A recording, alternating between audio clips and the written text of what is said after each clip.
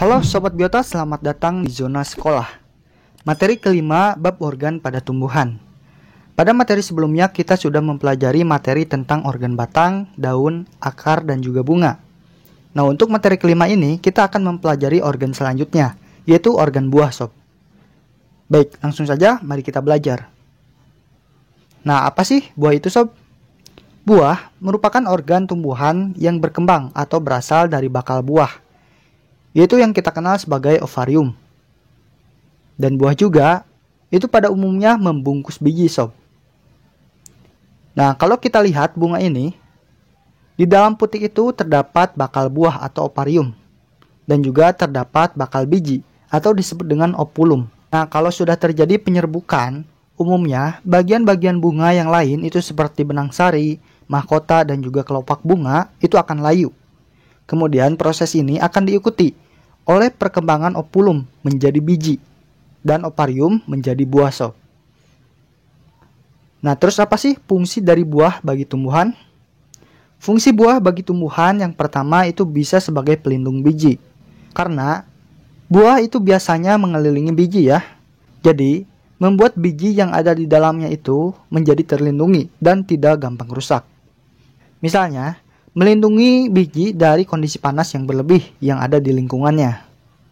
Terus fungsi lainnya itu bisa membantu penyebaran biji. Yaitu, karena pada umumnya buah itu memiliki rasa yang manis kan? Maka, buah itu akan dibawa atau dimakan di tempat lain oleh beberapa hewan. Dan setelah makan, biasanya mereka langsung membuang biji tersebut secara sembarang. Nah, sehingga penyebaran biji di hutan akan semakin meluas. Fungsi selanjutnya itu bisa juga menambah nutrisi tanah sekitar untuk membantu perkembangan biji. Misalnya saat buah terjatuh dari pohon. Nah, maka buah itu akan terurai dengan tanah sekitar, sehingga akan menyisakan bijinya ya. Nah, buah yang terurai dengan tanah itu akan membuat tanah itu memiliki banyak nutrisi, sehingga biji yang berkembang di sana itu akan lebih terbantu. Nah, jadi seperti itu ya. Sekarang kita lihat struktur dari buah. Oke, Sob. Pada umumnya atau kebanyakan, struktur buah itu seperti buah mangga. Makanya, kita akan amati struktur buah mangga ini, Sob. Nah, harus diingat ya, bahwa buah itu pada umumnya berkembang dari ovarium. Nah, perkembangan dari dinding ovariumnya itu akan membentuk struktur bernama perikarp. Peri artinya mengelilingi, dan karp itu dari kata karpos yang artinya buah.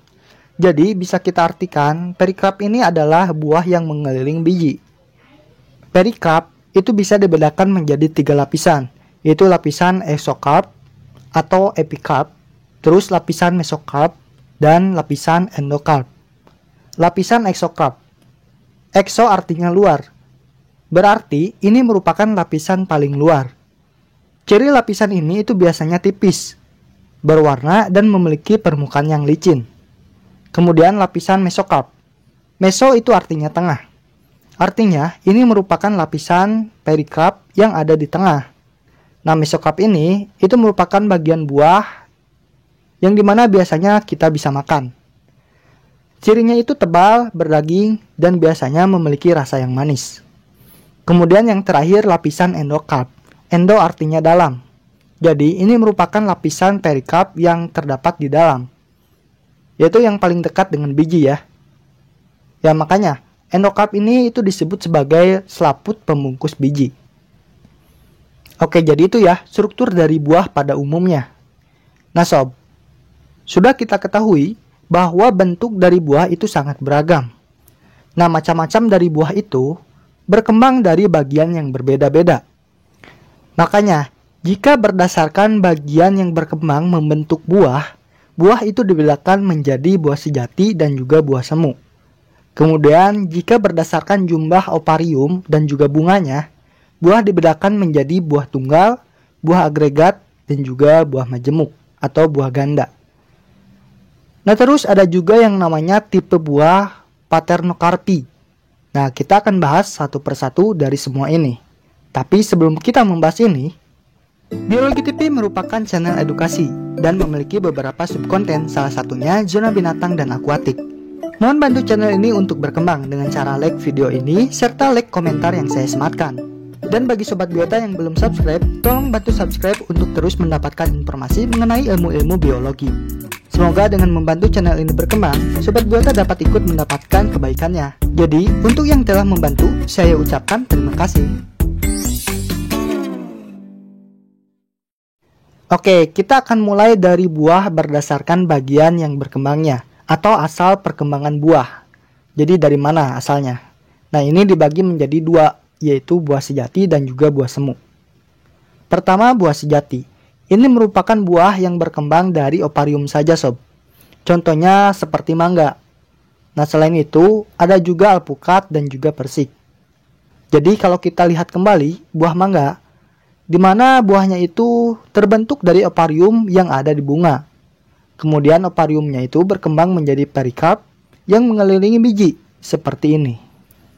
Sedangkan kalau buah semu, itu adalah buah yang berkembang dari oparium dan juga bagian lain dari bunga tersebut.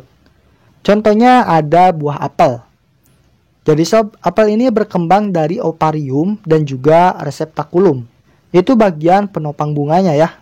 Nah makanya, kalau kita belah apel, itu kita bisa lihat perikarpnya itu yang ini, yaitu yang hanya ada di bagian tengahnya, yang dimana kita jarang memakannya ya. Nah, kalau yang sering kita makan, ini merupakan hasil perkembangan dari reseptakulum. Oke, jadi itu ya, buah sejati dan juga buah semu. Baik, sekarang kita lihat tipe buah berdasarkan jumlah oparium dan juga bunganya. Itu ada buah tunggal, buah agregat, dan juga buah majemuk atau buah ganda. Pertama, buah tunggal. Buah tunggal ini merupakan buah yang berkembang dari satu oparium dalam satu bunga. Contohnya adalah mangga dan juga tomat. Nah, pasti sebagian dari Sobat Biota menyadarinya ya. Kenapa sih tomat itu masuk ke dalam buah tunggal, padahal bijinya itu banyak? Nah, ingat ya, untuk kata kuncinya, buah tunggal ini merupakan buah yang berkembang dari satu oparium dalam satu bunga. Nah, mangga kan itu berkembang dari bunga yang memiliki satu oparium dengan satu opulum. Makanya, biji dari buah mangga itu isinya hanya satu ya. Sedangkan kalau kita lihat, sebenarnya tomat juga itu berkembang dari satu bunga yang memiliki satu oparium juga. Tapi, dalam opariumnya itu memiliki banyak opulum atau bakal biji seperti ini. Opariumnya itu akan tetap berkembang menjadi perikarp. Terus opulumnya yang banyak ini itu akan berkembang menjadi banyak biji juga. Oke, paham ya? Ingat kata kuncinya, yaitu oparium, bukan opulum. Berikutnya adalah buah agregat, yaitu buah yang berasal dari banyak oparium dalam satu bunga. Contohnya seperti buah stroberi atau buah arbei. Supaya lebih terbayang, kita lihat buah stroberi ini. Nah, satu bunga tanaman stroberi itu memiliki banyak oparium. Nah, artinya satu bunga ini akan membentuk satu buah stroberi seperti ini. Jadi sob, sebenarnya bagian yang berwarna merah dari stroberi itu merupakan bagian yang berasal dari reseptakulum. Sementara itu, untuk perikarpnya itu terdapat di masing-masing bijinya. Jadi kalau kita belah biji stroberi itu maka kita akan melihat lapisan yang mengelilingi biji, atau yang disebut dengan perikarp. Nah, jadi ini perikarpnya. Oke, berikutnya adalah tipe buah majemuk atau buah ganda. Itu yang berkembang dari banyak oparium yang berasal dari bunga majemuk. Nah, apa sih bunga majemuk? Jadi, bunga majemuk ini merupakan kumpulan bunga yang bergabung menjadi satu. Contohnya adalah buah nangka dan juga nanas. Nah, bentuk bunganya itu seperti ini. Ini merupakan bunga majemuk yang dimana sebetulnya terdiri dari banyak bunga ya. Bunga majemuk ini kemudian akan berkembang menjadi satu utuh buah, yaitu buah nanas seperti ini. Nah, kalau kita belah nanasnya, hasil perkembangan dari satu oparium yang berasal dari satu bunga itu akan menghasilkan seperti ini. Baik, jadi seperti itu ya, tipe buah berdasarkan jumlah oparium dan juga bunganya, yaitu buah tunggal, buah agregat, dan juga buah majemuk. Oke, selanjutnya yang terakhir ada tipe buah parthenocarpi. Buah parthenocarpi ini merupakan buah yang berkembang tanpa adanya penyerbukan atau pembuahan. Akibatnya, buah parthenocarpi ini itu tidak memiliki biji. Contohnya seperti buah pisang. Makanya kebanyakan buah pisang itu tidak memiliki biji ya. Tapi sob, kita lihat bunga dari pohon pisang ini. Nah, jadi bagian yang berkembang menjadi buah pisangnya itu tetap berasal dari opariumnya. Oke, jadi itu ya, organ buah. Semoga apa yang saya sampaikan itu dapat dicerna, berfungsi, dan hidup untuk Sobat Biota semua. Jangan lupa tonton dan pelajari materi selanjutnya serta video pembelajaran lainnya. Jadi see you next video sob.